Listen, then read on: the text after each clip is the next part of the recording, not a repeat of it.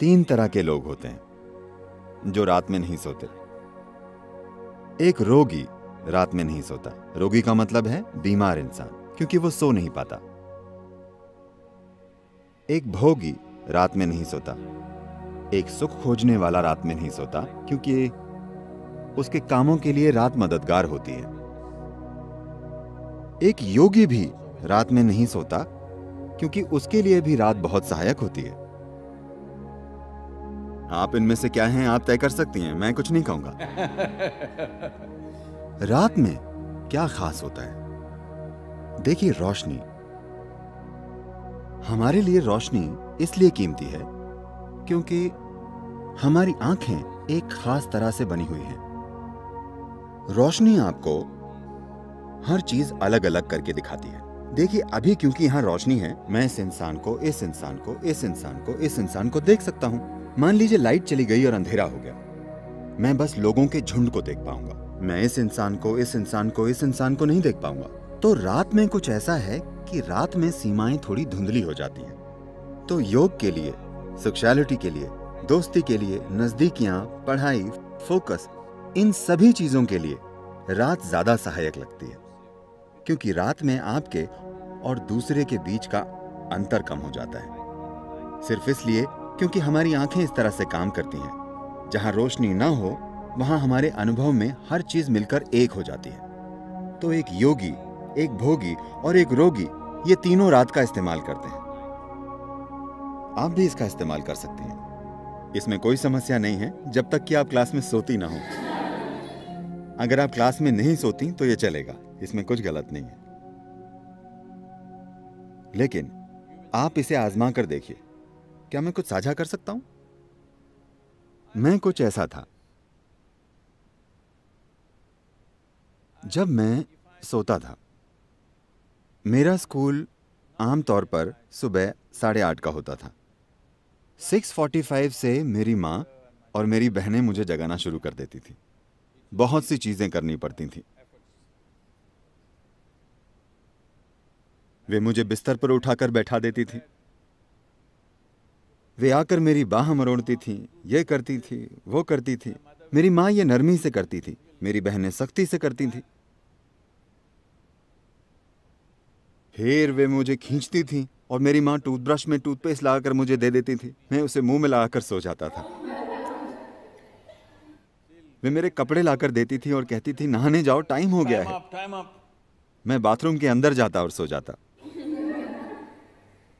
अगर कोई मुझे ना उठाए तो मैं दिन में 1-2 बजे तक एक पत्थर की तरह सोता था। जागकर करवटें नहीं बदलता था, बस मुर्दे की तरह। लेकिन मैंने 12 साल की उम्र में योग करना शुरू किया। शायद 8 या 9 महीनों के बाद, उसके बाद चाहे जिस भी जगह पर होने पर, चाहे कहीं भी होने पर, चाहे जो टाइम जोन हो, रोज मैं अलग टाइम जोन में होता हूं, लेकिन मैं सुबह 3:35, 3:40 पर जाग जाता हूं, क्योंकि उस वक्त प्रकृति में कुछ बदलाव होते हैं। मेरा शरीर बस जाग जाता है। अगर मैं चाहूं, मैं उठकर जो करना चाहूं कर सकता हूं। अगर मैं ना चाहूं तो मैं थोड़ा और सो सकता हूं, लेकिन शरीर हमेशा जाग जाता है। तो आपको सिस्टम में थोड़ी संवेदनशीलता लानी होती है। देखिए, आप इस धरती के अंश हैं, हाँ या ना? कोई इंसान अपने बारे में कुछ भी बकवास सोचे, लेकिन हम सब इस धरती से पॉपअप हुए हैं।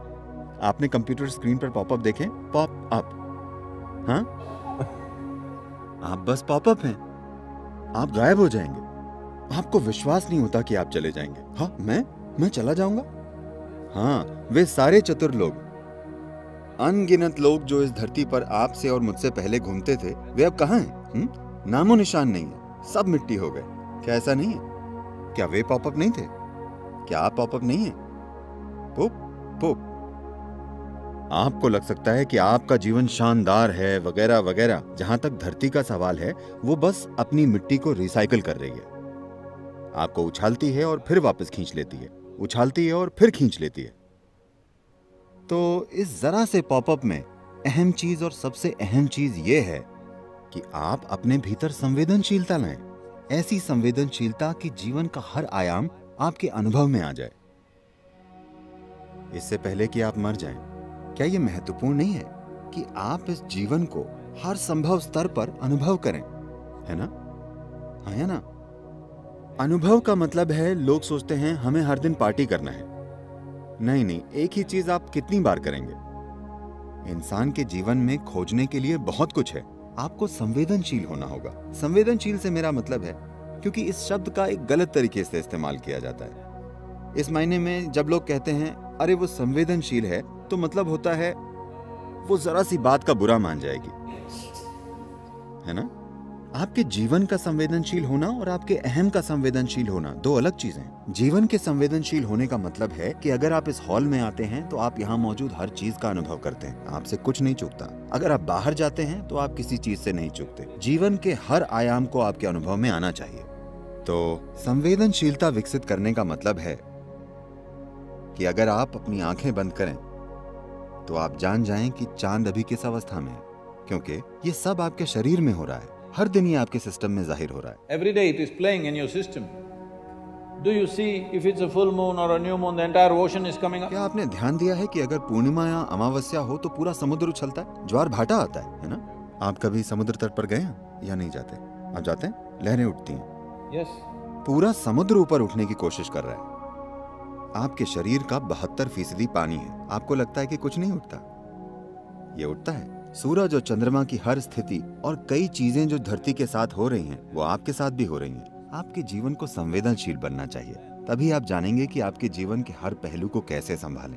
संवेदनशील अहम मत बनाइए, अपने सामाजिक पहलू को संवेदनशील मत बनाइए। अगर आपके भीतर का जीवन संवेदनशील बन जाए और इस जीवन के साथ जो हो रहा है, अगर वो एक चीज आप जानते हैं, तो आप देखेंगे कि आपका जीपीएस ऑन हो गया है।